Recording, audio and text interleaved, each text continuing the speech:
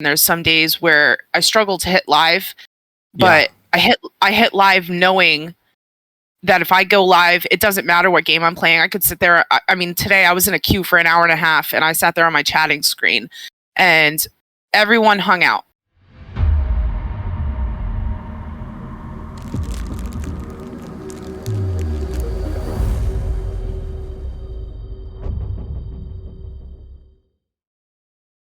The community that I've built, I've been very blessed with the people that have not just supported me since day one, but I mean, even the new people that continue to come back have become friends outside of Twitch. So I connect with them.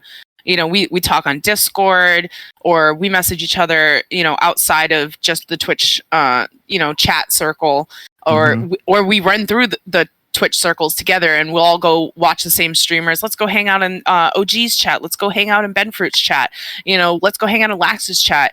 And you make friends that become family to you. And you reach out to them when you have those moments, those hard days. And, you know, as somebody with anxiety and depression, there's some days where I struggle to hit live, but I hit live knowing that if I go live, it doesn't matter what game I'm playing. I could sit there. I mean, today I was in a queue for an hour and a half, and I sat there on my chatting screen, and everyone hung out. My viewers were getting, you know, higher the longer I was on, even on a just chatting screen, just because people wanted to be there with me.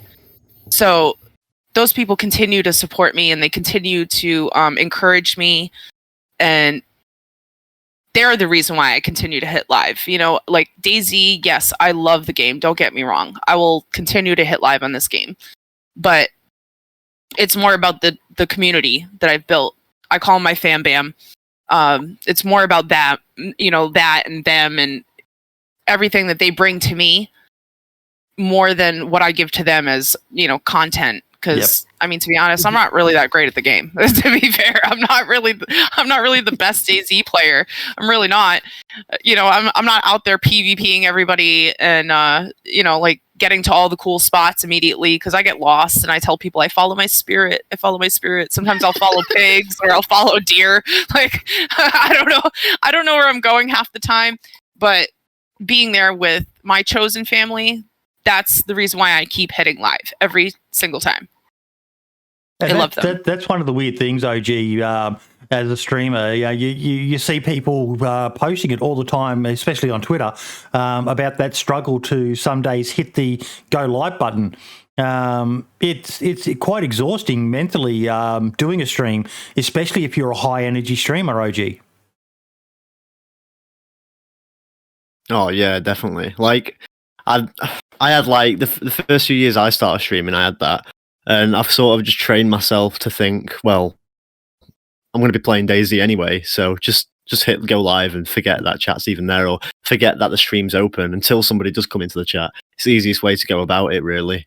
Or just, I think I've learned that playing alone on DayZ can also add to that stress. So if you find someone to play with, that's pretty much the only advice I can give, is find someone to play with so you're constantly talking and keeping your brain active. Otherwise, it becomes a bit of a drag.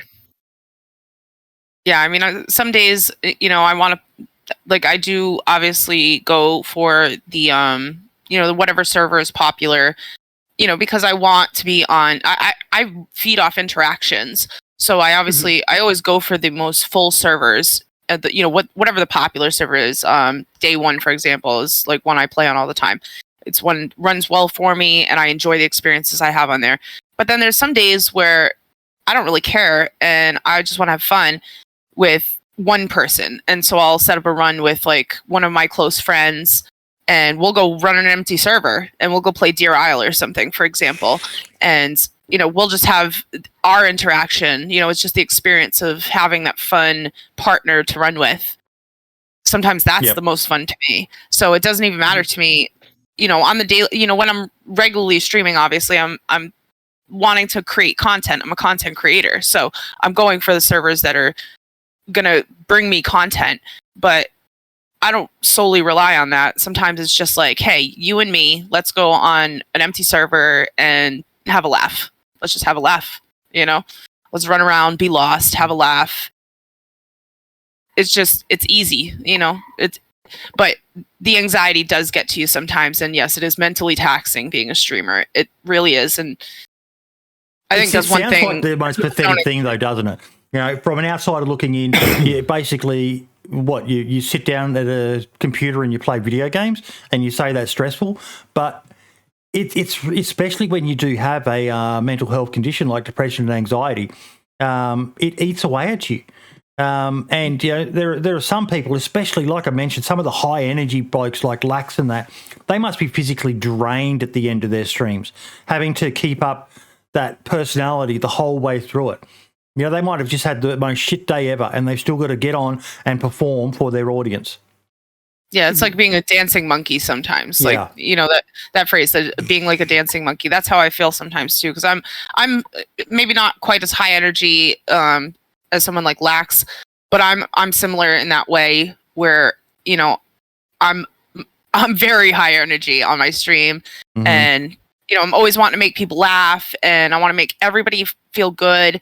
I want everybody to feel included, and you know, feel awesome when they're hanging out in my chat. Like, I want every single person to feel special when they're in my channel. And so I make sure I say hi to everybody, and, you know, thank you for all these follows, and let's get excited, and let's, you know, I do this thing on my channel, I do the baddie bop, and so I'm always dancing, and you know, I'm always trying to have fun. I just want everybody to have fun in my channel. And but yeah, when you hit stop streaming, you're tired, and people don't understand that. And as somebody with sorry, my cat is also being a little bit of a weirdo. I apologize for that. What the hell's my cat doing? So it does get tiring. When you're done, when you hit that stop streaming button, like, you're just worn out, and you're like, I want food and a hug or something. Like, I just want food and a hug. Yeah. And I know exactly what you mean. Back when I used to stream, when I wanted to start actually getting into the streaming side of the community, it just it was all right. It was fun. But when you finished it, you were just absolutely physically and mentally exhausted. And I can count more times on my hands of the amount of times I just sat there in my chair for like half an hour just trying to recuperate, and I was just knackered.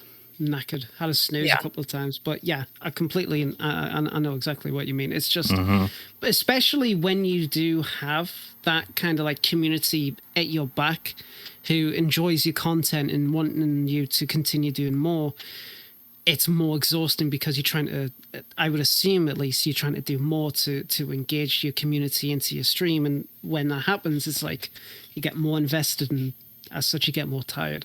There's got to be an extra drain as well, being a female streamer. You know, we've all heard it, we've all seen it ourselves. Some of the comments that are made to females when they're gaming, let alone streaming, that's got to play an extra part on the emotions for you. Yeah, I've definitely had some issues. I mean, not even just people that come into my chat. You know, you'll get those random random new person that you can tell they're just trolling, but they come into your chat and they'll be like, "Let me see your tits," and I'm like, "This isn't OnlyFans, honey. Like, you're on the wrong site, dude. Like, that ain't happening here." Or you run into someone in game and they act dumb. Like, you can tell when a guy thinks you're dumb because you're a girl in game, and they'll be like, "Are you new? Are you new to DayZ?" And I'm like, "Oh no, dude, I probably have more hours than you do, and I know how to play this game just fine. I don't need your help. I don't need you to go loot for me. I can go loot myself. I'll probably kill you. Like, this will probably happen." Like, I will probably. I say it all the time.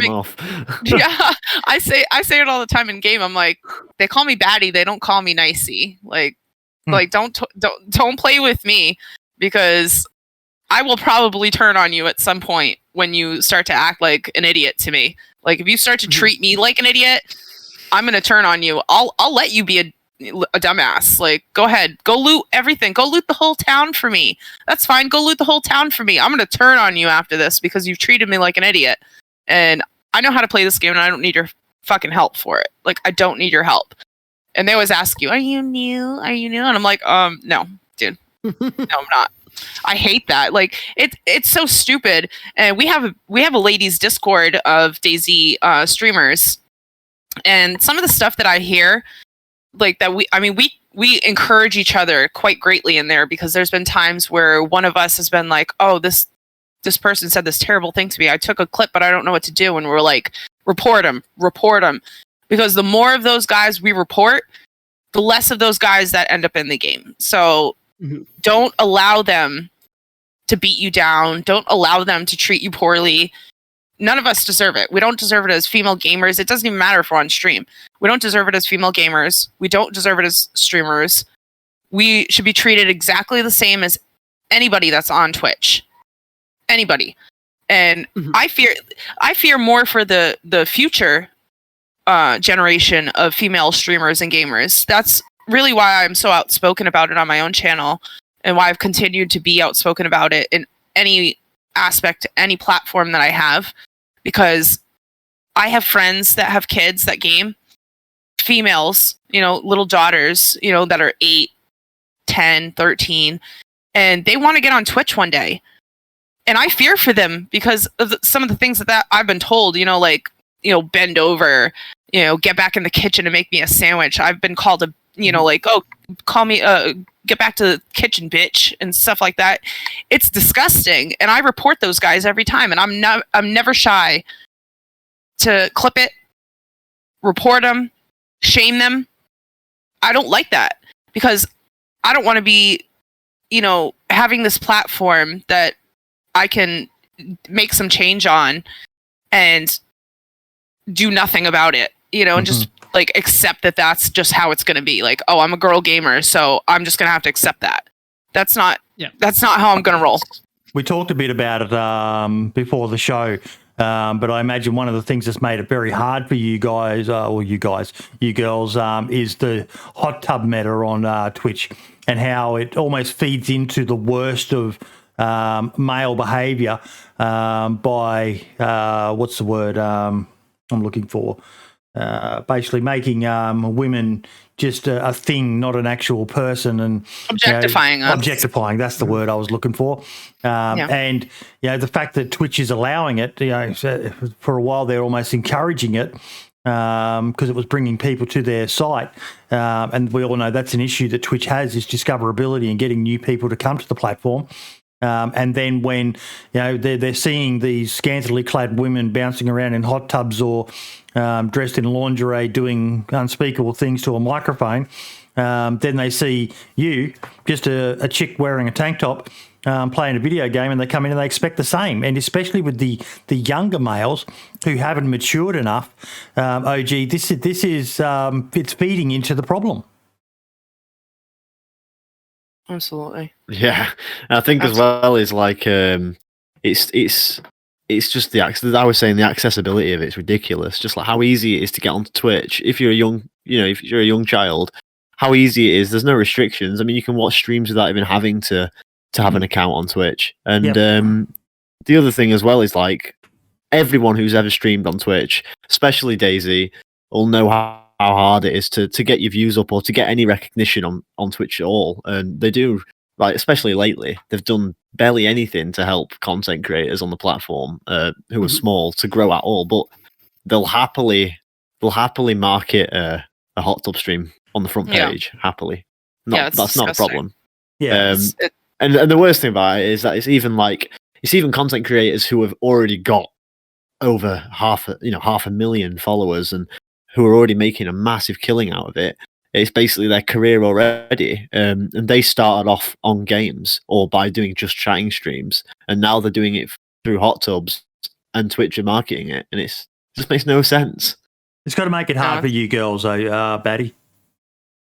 Yeah, I mean, I always call them, I make this joke a lot on my stream, but I call them the lips, tits, and lashes streamers. I don't like that aspect. Like, use your merits, use your skills, do something, and build your channel legitimately. When I started streaming, I started from Xbox. I streamed for 7 months from Xbox playing DayZ, which, I mean, if anyone knows console DayZ, it's not so fun. Like, it's not a great experience. And I did it without a cam. And I built a community, over 1,000 followers at that point, just on my personality without a camera on.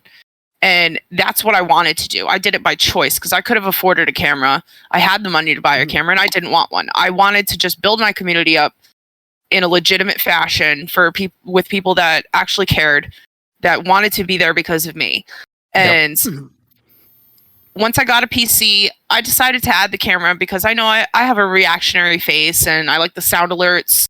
You know, it adds a fun aspect to your stream, you know, and, you know, so at that point I was willing to turn on the camera and upgrade my stream.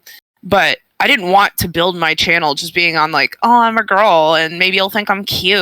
And yeah, like it's not that pretty girls that have cameras who are good at the game, it's not like I disrespect them because like, good on you. You're good at the game. You're good looking. You have a camera. So like GG's to you. But if you're building your community solely on the fact that you're like, oh, let me just be like all lashes and, you know, titas and, you know, build my channel on my looks, that's something I can't get down with. And those hot tub streams are part of that. Like, you're not building your community based on a legitimate community that wants to return for you. They're there for your boobs. And there's sites for that. It's called OnlyFans. You're on the wrong site, honey. The thing is, as sad as it sounds, and as true as it is, that is what they're doing though. It's what they're going for. Like, they don't care. They don't want to build a community. They just do it because they get money.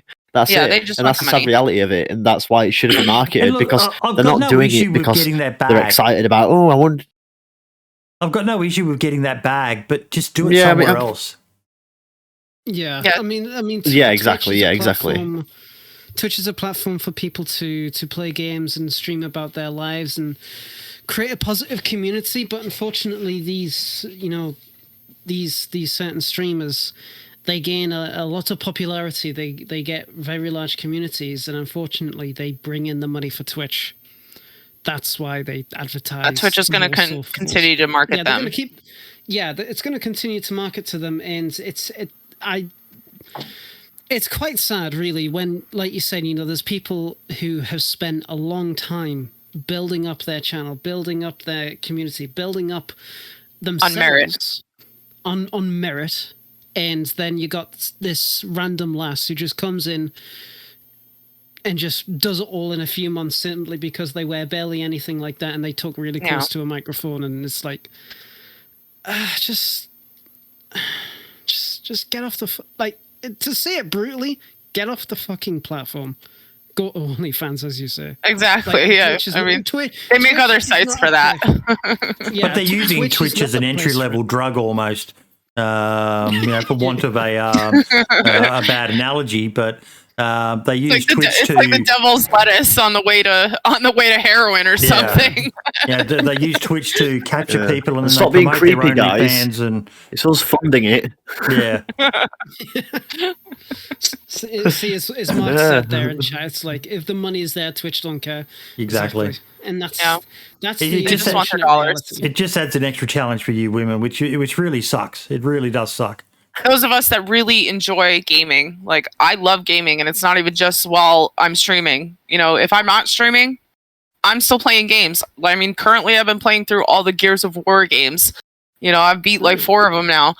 Left 4 Dead 2 is another game I've been loving. I play that. I like story games. I like, you know, things like Tell Me Why or the Walking Dead games. You know, I game even if I'm not streaming. I'm a gamer. And I love games. And so, I mean, yes, I stick to DayZ on stream, but it doesn't make me love games any less. And so that's why I found Twitch. I found Twitch because I love gaming, and that's it. Like, it's simple for me. It's not about trying to, like, build some community based off of, like, guys are gonna, I hate to use the word, but guys are gonna simp over me because I'm a girl. No, I just want to fucking game, and I want to have fun, and I want to have my friends come hang out with me.